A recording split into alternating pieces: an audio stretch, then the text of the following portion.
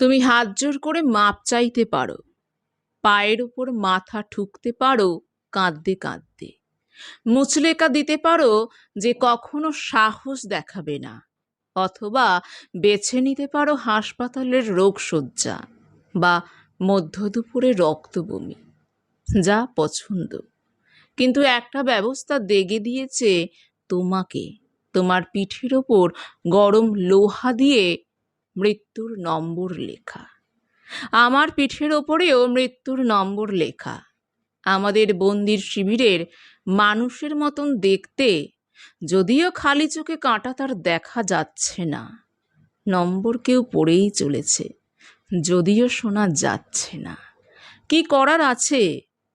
দরকার ভাবার সকলের। গাছের ডালে ছায়া ক্রুশের মতো দেখতে, ক্রুশ যখন রয়েছে তখন আছে তাতে ওঠার মানুষ, ওঠবার মানুষ, মানুষের হাতে পায়ে পেরেক মারার মানুষ। তাই সবটাই যখন অবশ্যম্ভাবী, পূর্ব নির্ধারিত, অমোঘ, তখন কেন একবার চিৎকার করে উঠব না?